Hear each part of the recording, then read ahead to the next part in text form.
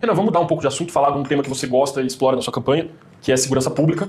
Você deve ter visto hoje a prisão da advogada influenciadora Deolane Bezerra, né? Foi acusada pelo Ministério Público de São Paulo de lavar dinheiro pro PCC, Primeiro Comando da Capital. E aí eu te pergunto, como combater o crime organizado, que hoje já tem, inclusive, soft power de organização criminosa? Então tem filme custeado parcialmente pelo PCC, tem cantores, artistas que são acusados de lavar dinheiro para facções, tem advogadas influenciadoras como a Deolane também.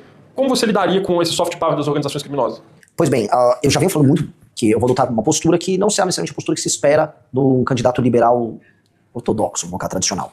Eu acho que no combate ao crime organizado, nós temos que passar por cima de determinadas liberdades, dentre elas a liberdade de expressão de artistas influenciadores que são porta-voz de organizações criminosas. As pessoas se esquecem quando a gente fala de organização criminosa, eles acham que é um tráfico, uma lavagem de dinheiro. Veja, no mesmo dia que o PCC está fazendo uma determinada operação financeira com a Deolane, como aconteceu, o PCC está participando de brigas em favelas em que morrem dezenas de pessoas todos os dias. Para um país que vai morrer de 30 a 40 mil pessoas só esse ano, todo dia precisa morrer dezenas de pessoas, e boa parte delas são brigas entre facções.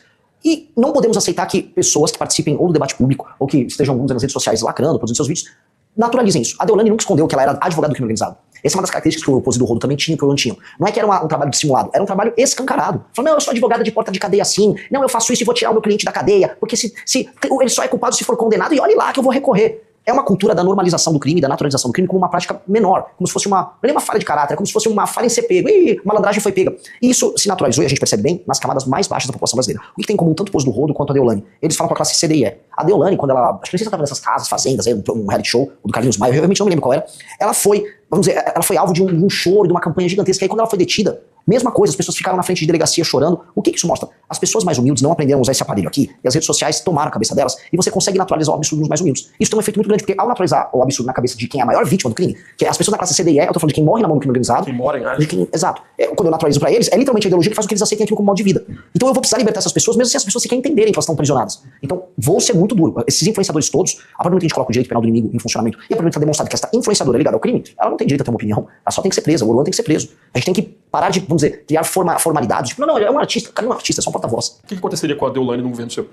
A aplicação do direito penal do inimigo, ela faria que eu passando o projeto, ela fosse enquadrada, e aí ela não poderia, por exemplo, dispor. Mas ela em si não tinha, por exemplo, traficado droga. Ela não era traficante em si. Ela fazia parte da estrutura de lavagem de dinheiro, como essa operação pegou. Só que ela seria enquadrada como membro dessa estrutura, e aí como partícipe de toda a atividade delituosa. Ela não ia, por exemplo, ter direito à proibição de pena. Uma pessoa que tem um enquadramento, ela não tem mais a presunção de inocência. Então uma pessoa que é enquadrada de acordo com o direito penal do inimigo, e aí ao Ministério Público, a Polícia Federal, os órgãos de investigação, não, isso aqui é claramente um membro, foi pego pelo COAF das Relações Econômicas, ou ele estava com uma metralhadora escrito CV na camiseta na frente de uma favela. Pois bem, essa pessoa tem presunção de culpa. A operação policial, qualquer uma, ele foi encontrado na rua, ou uma câmera numa cidade pegou aquela pessoa circulando, ela é presa na hora, já é levada para o presídio sem audiência de custódia, ela não pode pagar fiança para sair, e ela vai ter penas muito duras. Portanto, o direito foi rápido com ela, e as penas são duras. É isso que o direito penal faz com o faccionado. Então, nós precisamos atuar dessa maneira, e isso vai incorrer do pequeno traficante ao grande traficante, do Oruan à Deolane. Renan, se eleito presidente, você vai governar um país que tem um poder judiciário que aplica a Constituição de 88, e por mais que você fale em direito penal do inimigo, como que você compatibilizaria isso com essa estrutura que existe? Os juízes vão continuar julgando, os ministros vão continuar dando decisões.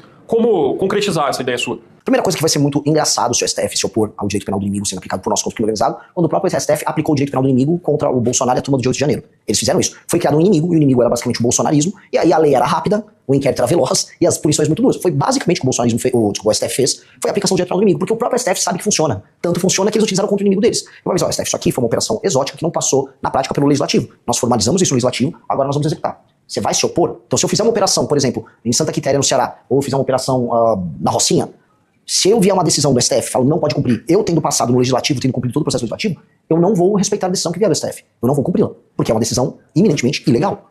Eu não vou, de maneira ativa, enquanto presidente da República, sair arrumando briga com o STF à toa. Eu não vou fazer o que o Bolsonaro fez, ficar xingando o ministro. Pelo contrário, quero ter uma interlocução correta, educada. Acho que dá pra ver colaboração entre o Poder Executivo e o Judiciário, por exemplo, nas fiscalizações com emendas que o próprio Flávio Dino tá fazendo. Dá pra ter cooperação, e isso é bom pro Brasil nesse sentido. Agora, vieram respeitar uma atribuição do presidente da República, o presidente da República não tem que cumprir. Como o Renan Calheiros não cumpriu uma decisão do STF em 2016, ao atropelar as atribuições do Legislativo. Será assim? Sem show, sem grito.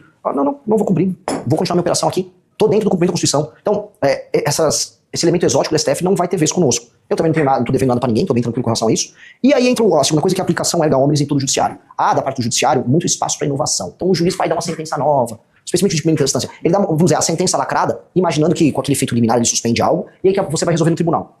A gente vai ter que mexer no CNJ e acabou a sentença lacrada. O Brasil tinha que chegar até a súmula vinculante, bem vinculante, como acontece em países como os Estados Unidos, mas você não tem invencionismo. E a gente vê muito invencionismo na primeira instância. Bom, tem um lema da sua campanha, não sei se é um lema, se é um slogan, que é o tal do prendeu, matou.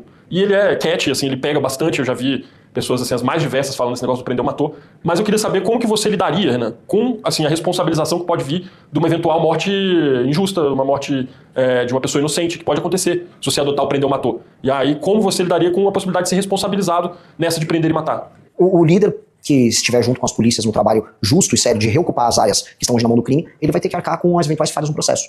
E olha, eu não nego que poderá haver, eventualmente, uma operação em que eu vou retomar o Complexo da Penha, alguma vítima inocente.